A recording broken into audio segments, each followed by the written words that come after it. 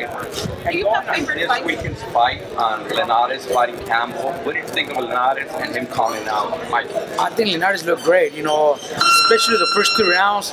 When I was watching the fight, Linares is the type of fighter that anybody in boxing enjoys watching. His skills, he's got the perfect timing. He's got the distance. He's a complete fighter. His skills are unbelievable. Towards the middle of the rounds, Nate Campbell started coming in and had some good rounds. What turned it into a great fight. Olympic gold medalist. You can't take nothing away from him. But Linares showed great skills and Calling out Mikey, how do you feel about that fight? Look, it's a fight that I would love. Mikey wants. We already sat down with Golden Boy Promotion and we're already talking about that fight. We're already talking about the fight. It won't be in December. Mikey is going to fight in December, so the fight won't be in December, but it could happen as early as March. So we're looking forward to it. That's a fight that should happen because it's a great challenge for Mikey, and I know Linares already accomplished so much that he would love to get a win over Mikey, and the fight here in Southern California would be unbelievable. I'd say that would be one of the next super fights. It would be huge here in Southern California. What do you think Linares does well as you look forward to a possible fight with Mikey? What do you think he does well and not performance? Look, I think Linares does everything well. Everything well. There's been his question about his chin, question about his skin, but even a fighter that bleeds still fight. He still has the skills.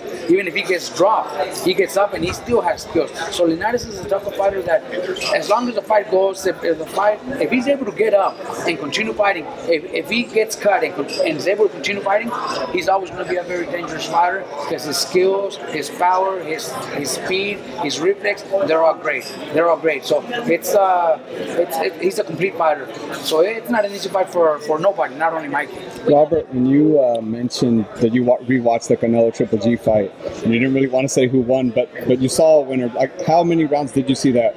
I think it was a 7-5. Okay, so it was a close fight. It was a close fight. So the draw was okay for me. Yes, not like that one judge had it. It's totally wrong. But the vote was close enough for a draw, and obviously for a rematch that I'm pretty sure we're gonna see next year. Do you feel that was kind of Gennadi's best shot at Canelo, being that he is the one that's getting a little older now?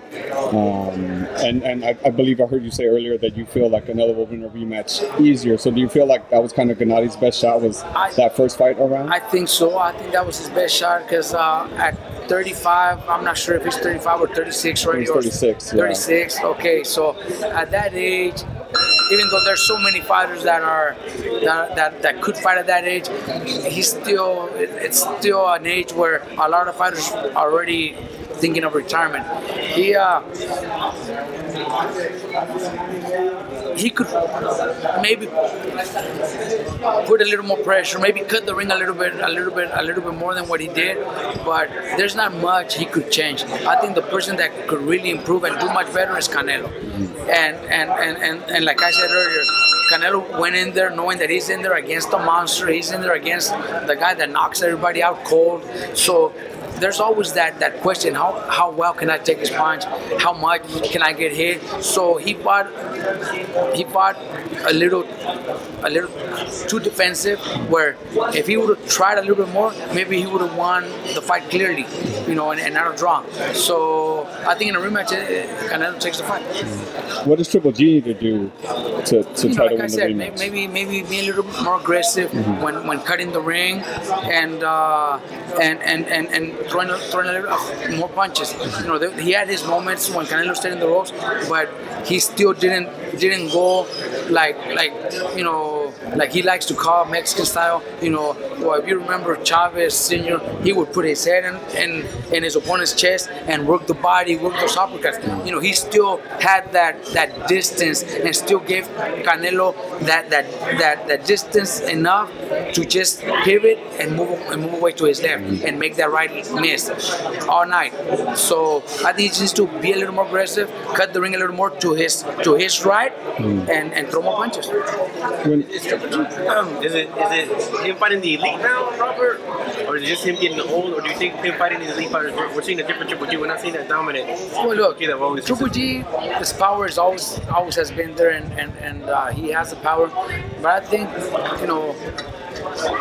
all these past years that he was knocking everybody out, I think it was more about he just didn't have that one opponent that would really test him. A lot of times it was guys from Europe that they would bring in, and they're already coming in thinking, we're gonna get knocked out. So I think that has a lot to do with it. He's still a great fighter. He still has great power. He still accomplished more than a lot of fighters ever accomplished. But it was just he wasn't at that right time where he was able to face the best middleweights out there. Now the time that has come, it might be a little bit too late. Jacobs and now Canelo, him already being 36, it might be if he would catch them at 30, 31, 32, he probably would have knocked all of them out.